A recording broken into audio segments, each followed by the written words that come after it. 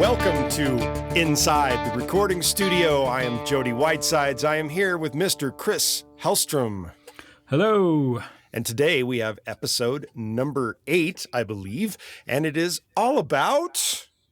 programming drums. That's right. Yep. So when you don't have a drummer, you don't have access to a drummer or a nice room, or you just want to program your own stuff, we're going to give a couple of tips and tricks of things to think about when you're doing so today. Damn right. Yep. So I guess we'll dive right in. Well, you should do it. Go ahead first, sir. Well, I'm going to ask you, what's your... what do you like to use when you're programming your drums? Are you my fingers? Bada boom. That's right. Where's the drum patch for that? We'll have to add that in. Right. Yeah. Come for the info and stay for the jokes. That's right. No. Right. No, but you, I mean, in some of the collaborations that you and I have done, at least, I think you're still a big fan of the Logic drums. Yeah, I am. They are so convenient, and they sound good too. I mean, they're not as awesome as, say, Superior Drummer 3. I think that's the current version. Is that right? Yep. And they're not like 96K or 192K done in a room that's probably recorded, that's set on springs, so there's no extraneous noise anywhere. But for what they do and how easy they are to use, I dig them. Yeah. No, it took me a little bit of convincing to that initially. I thought the original idea to have drummers have different names and stuff, I thought that was kind of like, okay, let's move on from that. But right.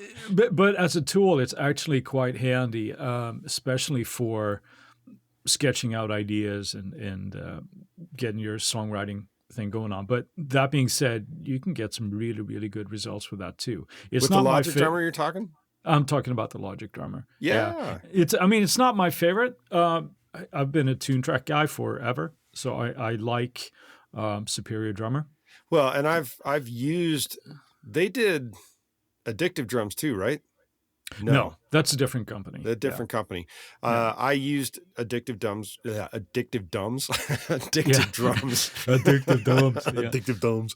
I've used Addictive Drums in the past, and they come with preset grooves that you can use and cut and paste and mix and match, which is also kind of cool. But the Logic drummer is very flexible in that regard, and it can create those patterns, and you can do a lot of manipulations, and it can create fills. But not always working so well in the fill department. They actually take some finagling to make them work well. I agree. But as a starting point, they're really great starting good, points. Yes. Yeah, absolutely. And there are other ones too. I never worked with BFD from a few years back. They were sort of like one of the top dogs as well. And I know the real acronym meant Big Fucking Drums. I think that's it. Yeah. Yeah. Big Fucking Drums. BFD drums. I think I still have a sample pack of that I bought years and years and years and years ago. Yeah. Yeah. No, I never used them, but they sounded great. And there are others as well now that are out there. The NI stuff, I think you've used before. Oh yeah. Using the Abbey Road drum kits, they're incredible sounding, I think, but they don't come. They do have they have Abbey Road drummer, and I think also have modern drummer that come with grooves. I don't know how good they are because I've never used them. I always just drive in what I'm going to end up using when I play those drum kits. But the Abbey Road drum kits, I use those on a song that is coming out later this year, I'm under the impression of, called I Miss, and it's huge sounding, those drums. I mean, they are amazing, and you don't have to do a whole lot to them. I've got another one that I'm working on right now. The temporary title is called Where's Thumper? That's because the drums are so thumping sounding. It's not going to be the name of the song, obviously, but they're great. I actually do use those on a not so rare occasion. Yeah. I mean, so there are a lot of stuff out there, and I'll be amiss because I'm a big Slate guy, so I'd have to mention like Slate drums as well. I don't use them because I'm just firmly planted in the superior drummer because you're so superior. Obviously. No, but we talked about before how it's important to know your gear, and Yes. Yes. switching gears when you know a piece reasonably well and you get good results from it. Do you really need to change unless the product is drastically different or has other benefits to you? So, but I guess the bottom line is that there's a lot of good software out for drums Yeah. today, I Well, and think. that's an unfortunate thing for a lot of drummers, I guess. Well, I think yes and no, because it's the age old question. Just because it's available doesn't mean that it's better, and a Well, lot of no. times it's not. I mean, it's. I think the big benefit to a lot of us is when you don't have access to a giant drum room or a great sounding drum room. Right. Um, Right. Well, and it's in project studios that don't generally have drum rooms at all, it's about the only way you're going to get drums done anyway. right, And if you right. do a good job, that we're going to kind of probably talk about here, not even kind of, we're going to talk about this. Damn it. That's right. Most people would never notice the difference. You're not going to hear it. You're going to just be like, wow, who played those drums? Yeah, That's assuming the you hope anyway. right. Well, assuming you program them well enough. Yes. And the little things that we're going to talk about today that are worth considering when you're doing that. The thing that is always going to be a benefit of having a drummer and a good drum room is that you have an actual drummer who's going to think a little bit differently compared to somebody who might not be super comfortable with the in and outs of how a drummer might play. Yes. Yes. So they're going to create parts and they're going to have that feel and all that kind of thing. You have that immediate impact. So if you have a drummer, awesome, go ahead and do it. Speaking of such, in that regard, V-drums and other Yes. electronic kits are a great way to actually do electronic drums in a sense and not have to have a need for a giant drum room for great multi-miking kit situations. The song that I you agree. heard a mix on the other day, California and You, that was actually me on drums on a V-drum Woohoo. kit. Yeehaw. Yeah. And way back, way back in the last album that I did, it was an album. I tracked those drums using the V-drum kit with live cymbals. Right. No, I remember that. I think I did a session at your place one time in your studio where you did the same thing. Yeah. Mic'd up overheads and Mic'd up the overheads for the triggered cymbals and everything, then yeah. triggered everything else. Yeah. It's a Yeah. great way to work. Yeah. No, I think even today, though, I haven't played around with the new pads and things like that, but I hear that, the cymbal, obviously it's going to be a slightly different feel for drummers to Sure. do that, Yeah. when they're hitting, but the functionality is much improved, I'm sure. Yes, So sir. that's good. I think the only knock that would be on that kind of situation would be if it's a drummer that has a harder time adjusting to what it feels like to play a V-drum kit, or where you're essentially just triggering. But maybe that's the next level of drummers that are coming out now. They're just as comfortable playing on a V-drum kit as on a regular kit. live kit, as it were. Yeah. Could be. Could be. All right. So, start us off. I'll start us off. So the first thing I would say when you're starting to program your own drums is the part possible to play? Now, I'm not talking about, try to emulate a Gene Hoglan or somebody like that, or playing 30-second notes. Man, I'm going to play all four limbs and completely different things. Right. So not that things would be difficult to play, but are they actually possible to play? In other words, if you're playing a 16th note pattern on the hi-hat, you're not going to hit the snare at the same time because it's just not physically able to do that. Contraire. You could use your toes.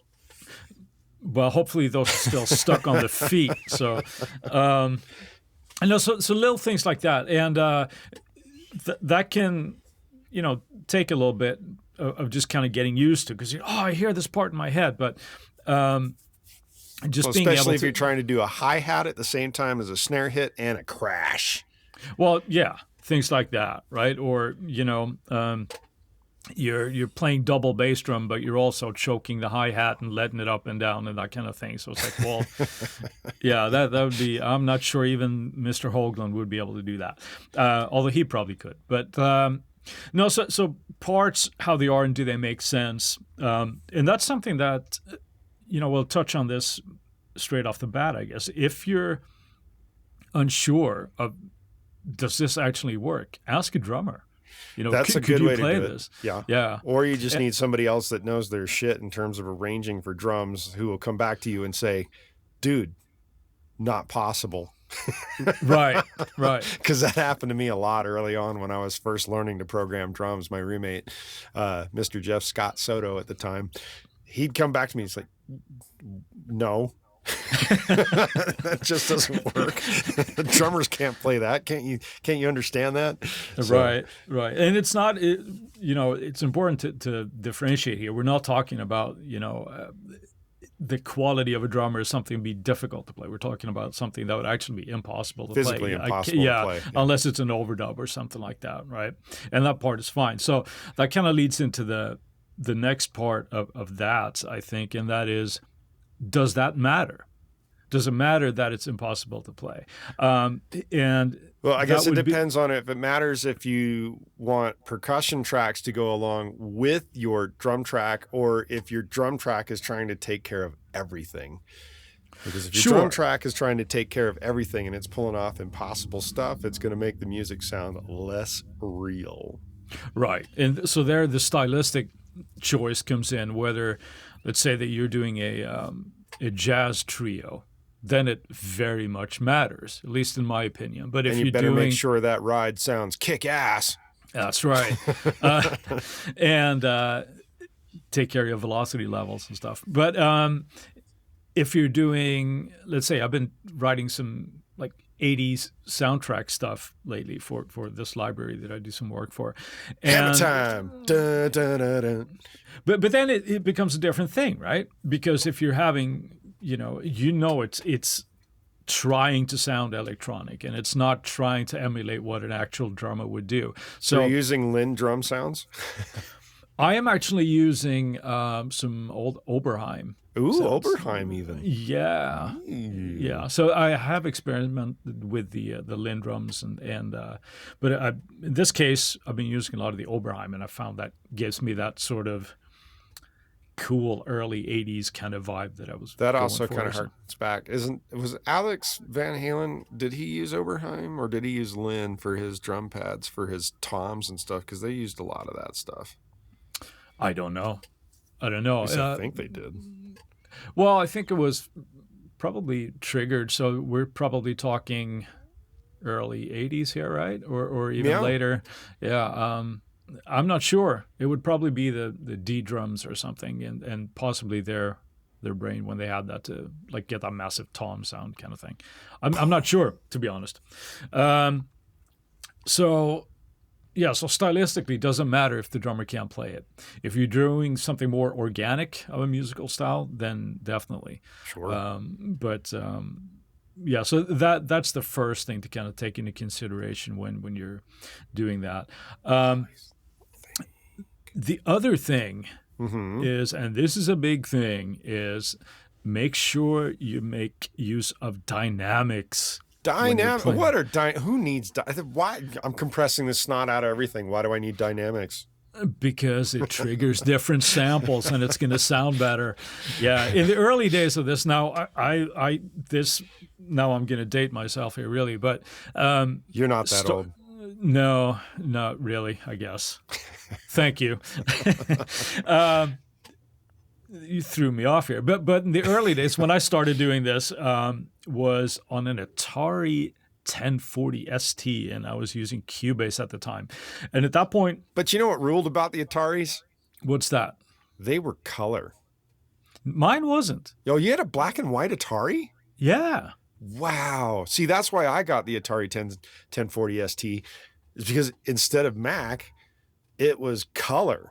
Because Mac was black and white back in the day. So it's like Atari had the stuff to do all the MIDI and everything, but it was in color. So it was like, ooh, color. Well, maybe I just couldn't afford a color monitor. I don't remember. Oh, that might be it. Yeah, but it was definitely black and white. But the point I was going to get to there is, I think there were 4 different levels of velocity hit that you could do. So you didn't have a whole lot of choice there. No, and I even think that, well, I know that at that point there weren't even different samples. It was like one sample that was triggered for each and every hit, right? So you just triggered it softer. Wow, weird. Yeah. Well, it was memory, right? So everything was, at this point, everything was had to sitting fit on a 3.5. No, what was the size of the floppies? Was it a 3.5-inch floppy in a hard shell case?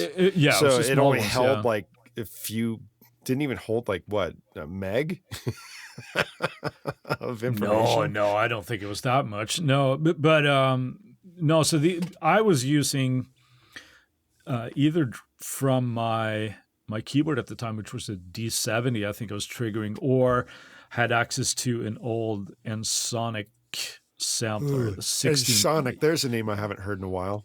Yeah, but they were great at the time. But I remember it was, you could only load so much into them, right?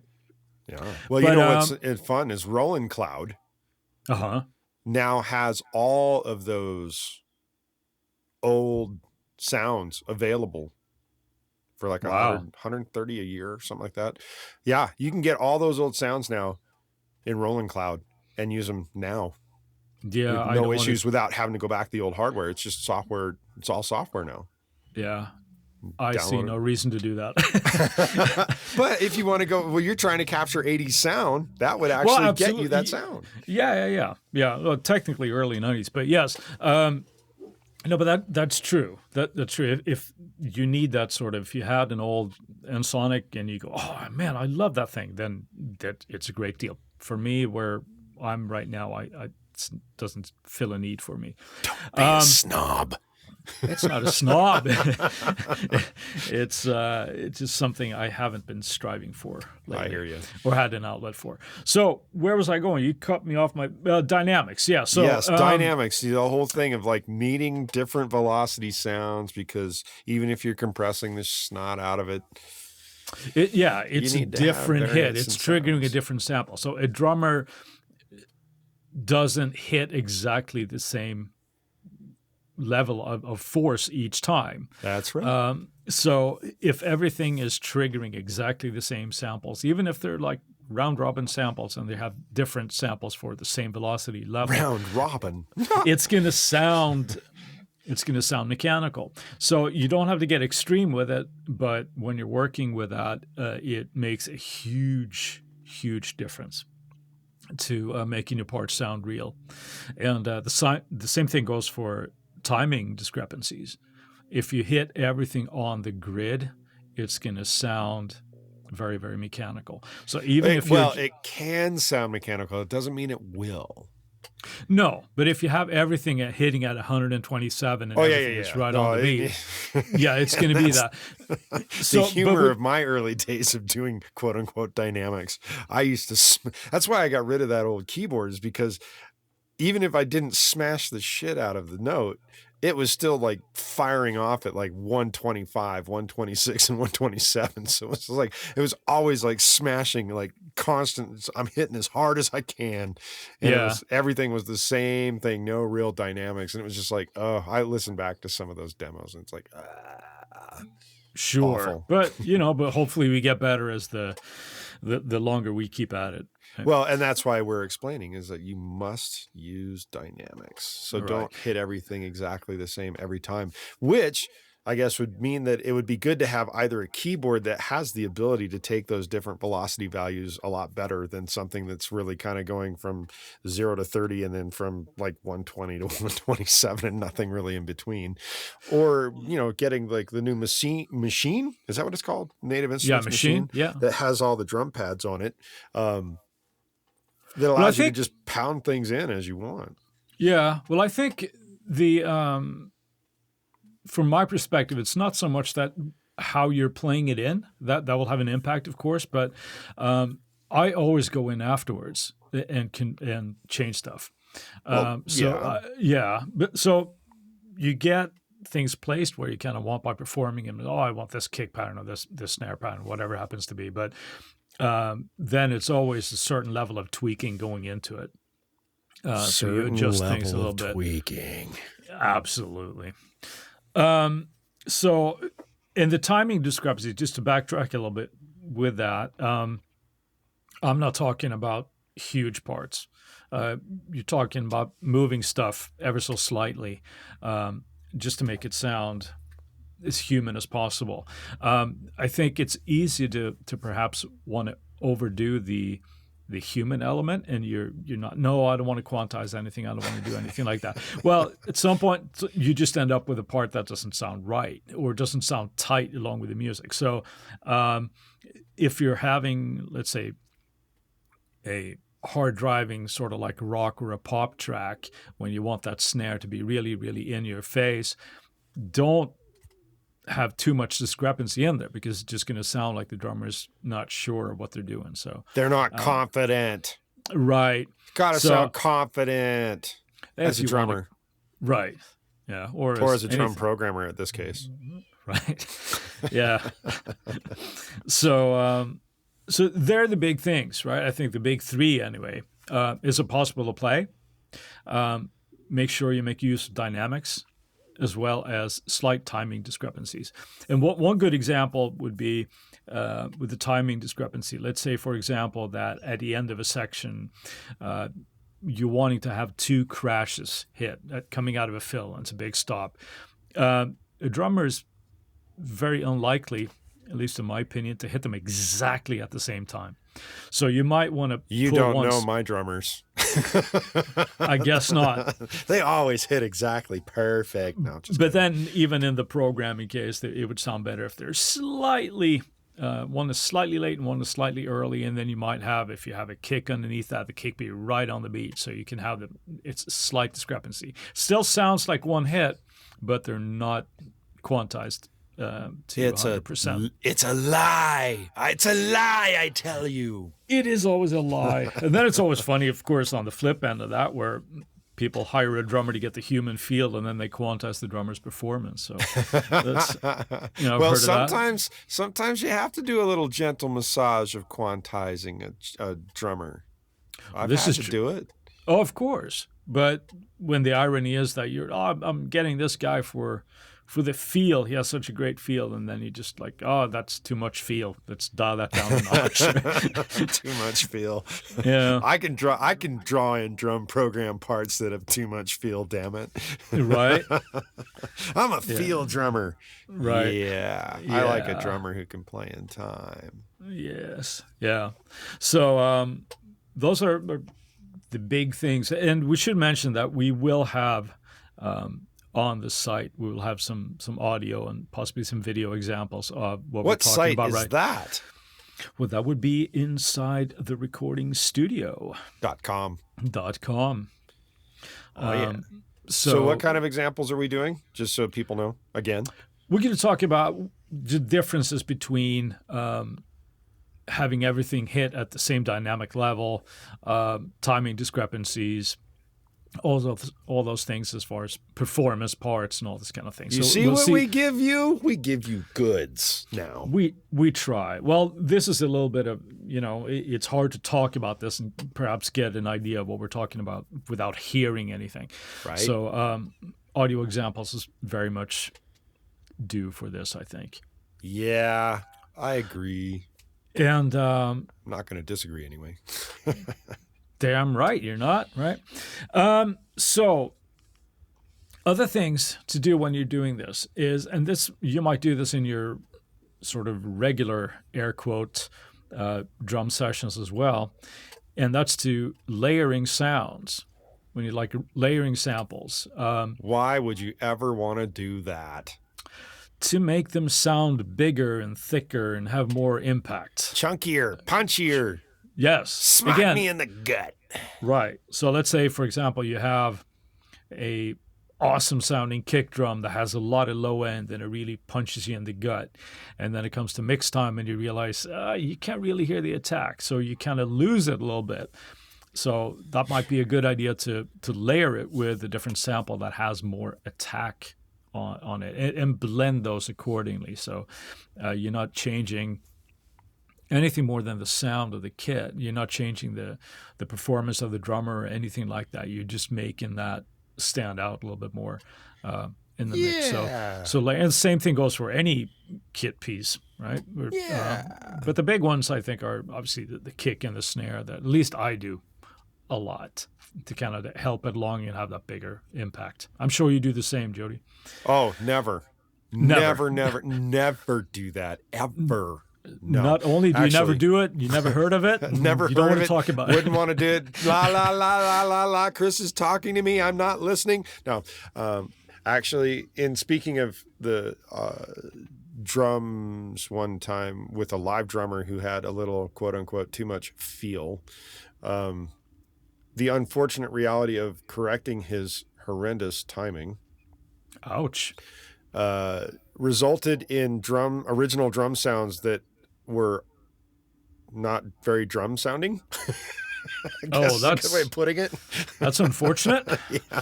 So at that point, you have to actually substitute actual samples in conjunction with mishit things. And then it becomes a little bit of an issue. Can you get the drum sample to sound as close as you can to the original sound? And then you're layering that in, and then you're muting and unmuting things to kind of correct that. And then, of course, as you say, if there's something that needs an extra little piece of oomph for the high end or the low end or wherever it is, and you're not getting it, then you have to have a second sample to kind of offset that. I know that on a song called Thump, Thump, Thump, that was done for the snare. Oh. It's all live drums, but the snare is enhanced with an additional snare sample to get a little bit more crack on it. Right. So that's a great example of that, where you just, you're not changing necessarily the performance, just making it beefier and chunkier and to be able to sit better in a mix and to get what you want. No shame in that. Be like a king. Right. So, so layering, really cool thing. And I think some drummers, not all, but some drummers can be really touchy about that. Oh, yeah. I don't need a click. I'm awesome.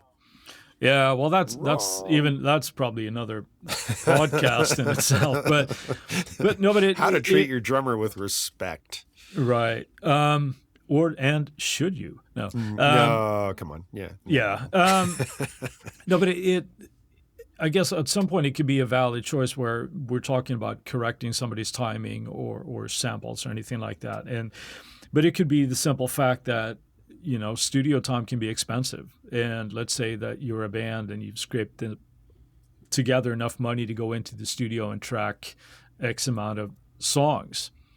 And it becomes the case of, okay, well, do we want to do 3 songs or do we just want to focus on one and try to get everything as nice and tight as possible? Or, do you know what my answer to that would be? Yes, do the latter. Take it all and put it on the one song. Right. Well, in a perfect world, that would be it. But let's say that, for whatever reasons, you discover and you don't have the time to go back and do it again or whatever happens to be, you might nudge something, and let's say that it was a great performance apart from just that one snare hit that was a little bit late. I don't think there's any shame in going in and fixing that. Just the same as I feel about a singer. If you have a great take, but you're slightly off pitch on 1 or 2 notes, well, go in and tweak that. So it's all the end product that matters, right? Yes. So it is not the means of the journey. It is the destination. That's right. I think somebody in a song said that sometime. Right? Really? Yeah. Wasn't me. It was absolutely you. Oh, was it me? Yeah. No. It doesn't. Yeah. When did I say that in a song? You said it doesn't matter about the destination if the journey is fun. Oh, the days you are right, but that's backwards, isn't it? Well, but it works in this case. It's a good saying anyway. It is a good saying. Yeah, but I don't know if I invented it. I probably didn't. Probably not, but let's say that, well, you sang about it anyway. That's right. And I thought that was a good line in the song. Thank you. You're very welcome. So what do we talk about? Dynamics. We already did that. Yeah, we talked about that. We talked about timing discrepancies. We talked about Yes. layering. Yes. And we mentioned it briefly, but again, don't be afraid to ask a drummer for parts. Actually, maybe we should clarify. Don't be afraid to ask a good drummer. Well, if you Because don't some know, drummers yeah, might well, not actually know. well, that's true, but then you don't have to take that into consideration. But assuming you know even less than that drummer, Then you should ask the drummer. Yes. Right? Yeah, and I mean, it's. I think it is important because I'm primarily a guitar player, so I am not. No, going you're to not. think. I thought you were primarily a keyboard player. Am I a liar? Well, you are a liar. Yeah, I would not have the balls to call myself a keyboard player. I can play parts, but I'm not a live keyboard player. You can At least not. Yeah. Damn, Jody, you keep interrupting me. No, makes but, it more fun that way, doesn't it? Then you got to rethink. Right, and I got to start over. No, but it's very easy for if you're not comfortable programming, you end up programming the same parts. I know a guy who his favorite saying is that he's played with so many guitar players that they're used to putting on their, at least his SR16, which is an old drum machine, and it just goes doot, doot, doot, doot, doot, doot, doot, doot, and that's their drum beat, right? That's not necessarily the most creative way to do something. So if that's how you're thinking and you have no idea where to go around, two things: talk to drummers or listen to your favorite artists. What's going on with the drums? Just like anything, when you might be learning how to play guitar or bass, or you're figuring something out and transcribing parts, transcribe the drummer parts, and see what are they doing, how are they working dynamics with the hi-hat, are they closed, are they doing opens, are they doing chokes, are they playing the ride, is it a crash ride, what's going on, that kind of thing. So and then know your drum software well enough that if you ever in the future need to come back to something you've programmed, like write out your drum map of what goes where. The reason why I'm inserting that is I just recently had that problem last week, pulling out an old song and not having the original drum map is the best way to say it. And it was a V-drum situation that was spitting out a ridiculous amount of data. And it was like, what drum is this note triggering? Right. And it turned out that it was different types of hi-hat chokes and all this kind of stuff, right? So very nice. Right, yeah. But so know that as well. But little tidbit of information we're throwing in just for free. Right, exactly. Here's a nugget. So just like anything else, I don't think anybody's awesome at this off the bat. So you get better at doing it, and I've been doing it forever now. So I like. And that's a mighty long time. Yeah, and I like to think I'm at least decent at it. So the last note that I have on my little cheat sheet here that we were going to talk about. And that's when you're considering parts, and that's the placement of fills. So in other words, drummers do fills at a certain point. Some do. Some do. Some do songs it. Don't. And that's where do you want to do that? And do you want to repeat the same fill all the time? Once you repeat something once or twice, it's going to become obvious that that's what you're doing. If it's a part of the song, like let's say like a Ringo thing, for example, like, come together, and it's part of the track, then there's one thing. But if you're doing it as an actual fill, you need to try to be a little creative with that, I would suggest. Are you sure? I am. Okay. I'm definitely in the camp of pro. Well, I almost said pro creativity, but that's that as well. Pro creative? Pro creative with your pro creativeness, yes, or a phrase like that. Well, and here's the humor of that.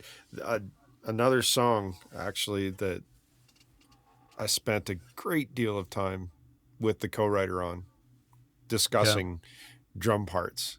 We had a section where it was like, how many bars are we actually going to have or how many beats when we come out of this section into the next section are going to happen. And we programmed at least, I think, 10 or 15 different lengths. And it came down to this one particular programming of a bar of 5. And the fill felt so natural in that bar of 5 with the way it was programmed out that you don't even notice that it's a bar of 5. Right. And I've actually had people come back. It's like, dude, who's the drummer on this? This sounds awesome. Like, thank you. I programmed that. But that's just from coming from a standpoint of like doing a lot of it and then working the fine details. Right. Yeah. That's something on a workflow perspective. And I'm just gonna hold something up to the screen real quick because this came in a magazine article, and hopefully this is it's gonna probably take up everything. It says what it takes to write a hit song, and in a piece number 4, and I'm just gonna go whoop, right like that and pull it back down. It says attention to detail is critical. Yeah. And pretty much everything that we're talking about here right now is attention to detail. Yeah. One thing that I do, because I mean, it's very easy to go really down the rabbit hole when you're sitting and doing this kind of stuff. But that's the detail. That's the detail. But there's a time and a place for the detail, I think. And when it ends and your insanity begins. Right. No, but from let's say from a writing standpoint, and you need to have something there for writing. Let's say that you come up with a great part and you need some drums there. Don't sweat the details at this point. Come up with maybe a kick and a snare pattern that feels good over that part, and then just loop that for the time being. Once you have everything sort of sketched out in the song form, then I think it's important to go back in and then think about the drum performance that you're programming. So that's the time to change little fills, really work on the dynamics, and just kind of tidy that up just like you might with anything else. I wouldn't get too bogged down with the details as you're sitting in the writing stage. Well, how are you ever going to finish a song if you're not bogging down? That's right. Yeah. And then you go, okay, now we need a chorus. Why does everything sound so bad compared to the verse that we just wrote? Well, because you spent 4 hours perfecting that part. Everything is going to fall flat. Yeah. That's a joke, by the way. You should never bog yourself down with the details until you're in the final production stages. Right. Yeah. We all do that. And that's the old joke. I mean, everybody goes, how do I finish ideas? How do I finish my songs? Well, I don't. You don't. But it's the idea of not getting the skeleton of the song down quick enough. And you spend time developing sections before you have the whole song. And but it's always so fun to see the pictures come alive. But it's a death trap because you never end up with that. And then you got, a full hard drive full of ideas that are, 8 bars long. And then you never end up actually finishing anything. So, a bunch of years, somebody actually years ago, a bunch of years from now, a bunch of years ago, I had a friend ask me how do you finish so many songs? How do you have so many? Mm-hmm. And my first answer was, I don't think about it. I just write it and then I put it aside. Right. Write it, put it aside, then tweak it and make it better. But yeah, that's how I did it. I would just write. I wouldn't try to edit as I went along. Right. And I think, one thing that's important to remember when you do that is because most of us creative people, we'd like to think that everything that we do is good, but not everything that you do is going to be a great track. So bullshit. Everything I do is awesome. It sure is, Jody. But I think it's important to not get in the habit of abandoning ideas too quickly either. But that being said, once you come up with a structure and you realize that, what, this song is just not happening right now, well, then put it to the side and do something else. But you might revisit it later with a different mindset. But if you have nothing but an 8-bar phrase or a 16-bar phrase, it might be harder to pick up the thread on that. So, yeah. I mean, that's something that you and I have been doing for a lot of the stuff for your library thing. Which is? which is the razor wire audio Well, stuff. no. What are you talking about? What are you getting at? Oh, I'm getting at the songwriting process, where when we have our writing sessions, how we fairly quickly come up with an idea or two and then structure that into a song idea. And then have that. So now you're filling in the blanks. Well, this needs to be beefed out and this needs to do that. But once you have the structure, you kind of have a roadmap. Well, something right, a roadmap, and kind of finish that is a lot easier. So, I mean, there's, stuff might need work after that, but once you have that, you know what you're dealing with, and that's why it's fun to have skeleton drum tracks. You kind of go, this is a good beat for this section, this is a good beat for that section, glue the two together, and then cut and paste, and that's your initial skeleton. Right. And then when you start working into the finer details, like such things as hi-hats, right? How do you make hi-hats sound real? Well, that requires a lot of finesse. Yeah. Lots of finesse. And I would say the same thing goes with tom fills and things like that too. It's very easy to just kind of overdo those. And do you need to play the entire kit, or is everything at maximum velocity as well? Well, if I'm Neil Peart, I'm playing the whole kit. No, I'm just kidding. Right. But nuance and dynamics. In addition to dynamics, it's nuance, and that's where hi-hat programming becomes a big deal if you're trying to make it sound real. Sure. And that was one thing I found. Some drum software makes it easier than others. So with the native instrument stuff, it's actually rather kind of difficult to get hi-hats to move more realistically. Even though they sound great, you have to add the controller information. Without the controller information, the hi-hats will actually sound static. And that's actually kind of true for any drum software. But for whatever reason, Native Instruments unfortunately makes it harder than others to do it. And I did a whole little tutorial on how I was doing it. And it's on Facebook somewhere. Yeah. And maybe we should add it to this particular episode's extracurricular stuff that you can check out on the website. But was that a song that you went back to, or was that as you were doing that from scratch? No, that was as I was doing it from scratch. So it was just kind of like, how do I make these hi-hats kind of come across sounding like they're actually getting hit at different velocities in addition to the different velocities that are being used? Because the controller information can control how open or closed the hi-hats sound. And as a drummer is drumming, unless his foot is glued to the floor, it's very difficult to keep a hi-hat the same closed all the time, which is the reason for using the controller information to control the change in the open closedness of the hi-hat. Right. If he's playing a slightly open hi-hat, his foot is not going to be locked into the same position. So his foot's going to waver a little bit, and that open and closedness will change.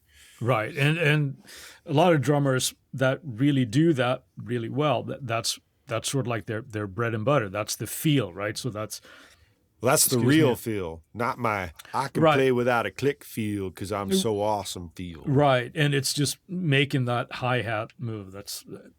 I just watched a video the other week, and it was a drummer. He was talking about that. That's the secret sauce, man. When you work your hi-hat patterns and little ghost notes and, like you said, opening and choking them or all that kind of stuff. That's the realism that gets put in there that you have to put in.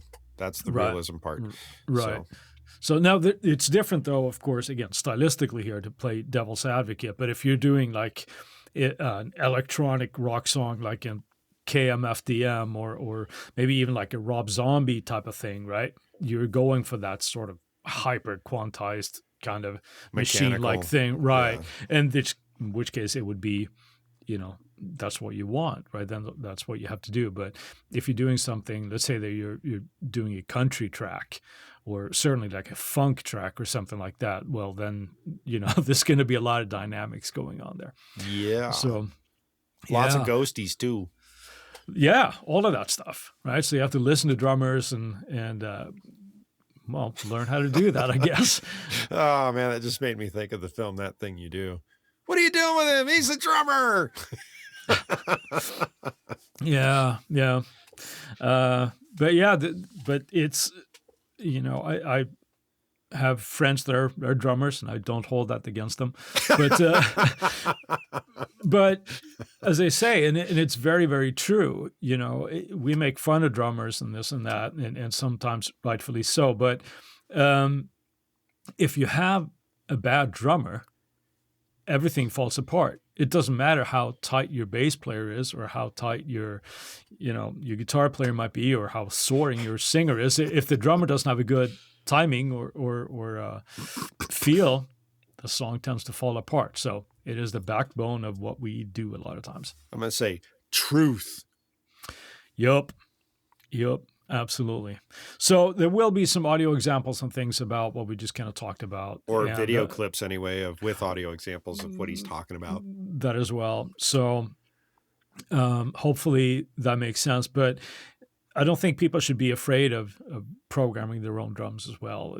Hell no. Do it. Just dive in there, and chances are, just like with everything else, if it's the first time you're doing it, you might not be very good at it. But take some of these tips and to paraphrase Devo, do it. Do it good. There you go. So there we go, Jody. Are we done now? I think have we covered it all? I think we kind of covered it all. One thing that we're going to do that we should probably mention is we're going to start doing some of these like little Tuesday tips as well. Yeah, 2-minute Tuesdays. Yeah. 2-minute Tuesdays. Little quick tips where we might not necessarily go in depth, but a quick tip for everybody to take into consideration in the production. Oh, yeah. All right. So on that we note, also Jody, have our Friday finds too that we're going to be doing. We're going to do that as well. Yes. And I'm sorry for my heavy lip smacking here. Stop it now. Yeah. That's what RX is for, right? No, it's not in this case. It's the Hellstrom filter. That's right. Right. No, on that note, Jody, I say we wrap this episode up, and I wish you a good rest of the day. Thank you, sir. You have a great day as well. And everybody out there inside the recording studio land, have yourself a wonderful day as well. All right. Thank you.